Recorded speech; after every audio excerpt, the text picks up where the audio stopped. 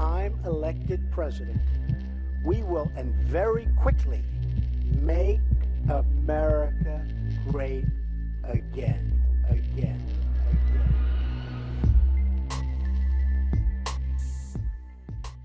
The White House isn't denying it.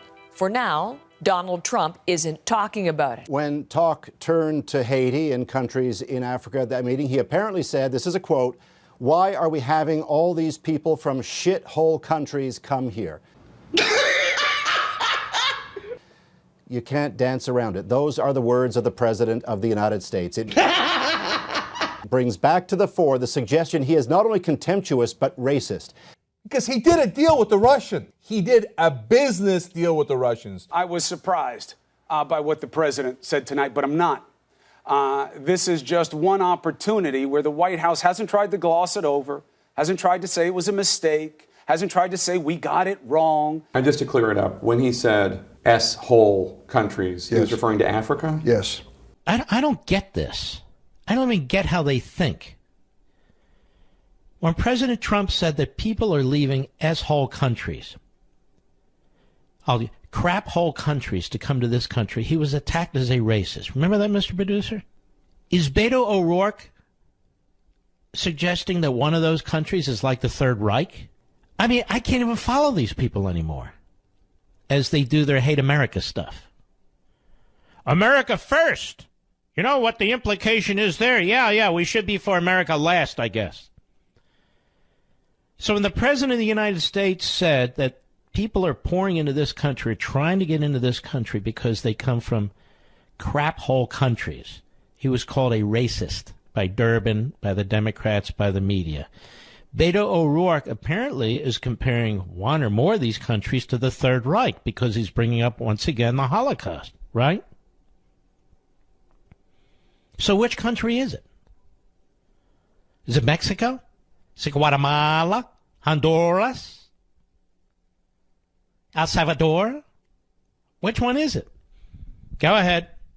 And the cruelty with which we treat children in this country today may be the decision of one man. We don't treat children cruelly in this country, you jackass, and I'm sick of hearing this from all these Democrats. You, the party of infanticide. You, the party of late-term abortion. You, the party of sex-determinative abortion. You, the party of aborting handicapped babies. I got it. We don't need lectures from you. The way we treat children in this country. Thanks to you on the left and the Supreme Court. But there are men and women breaking their backs, working overtime on the border to care for the children of other people who are irresponsible, who come into this country and violate our laws. What would you have them do? What would you have them do, these people, to care for these children? We don't even know who they are. We don't even know if they're with their parents. 30% of them turns out they're not their parents.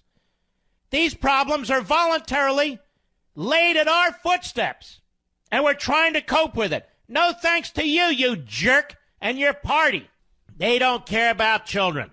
They sure as hell don't care about these illegal alien children either. Detention centers.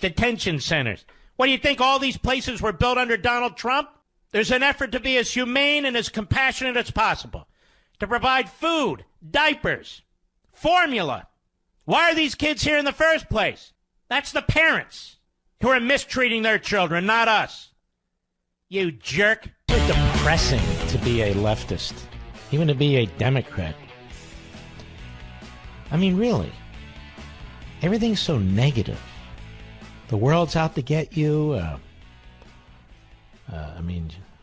Your failures are the failures of somebody else or the failures of history. Despite the fact that you're blessed to live in this country, you act as if this country is some kind of a horror scene. I mean, it really must be horrible to be a leftist Democrat. It really must. Apparently not. Tell you what, and I don't, I'm really not trying to rub anybody's nose in this, but imagine being Jim Acosta today, Mr. Producer. Imagine being Jim Acosta. You have spent more than 2 years as a so-called reporter for a so-called news organization called CNN, drawing attention to yourself at presidential press conferences, at presidential rallies, at various events and so forth, shouting at the President of the United States, making accusations against the President of the United States, disrupting a presidential press conference, really more than one, going back to your network such as it is, CNN, going on the various shows with the low ratings, whining about the White House, praising yourself. Then you write a book called Enemy of the People. And in that book, you use the I word, I don't know. I didn't even read the book. I only read the clips that the publisher put out. There were enough I words in there to drive you nuts. It's his memoir. How I Saved the World and the free press in America from the dastardly Donald Trump, pretty much.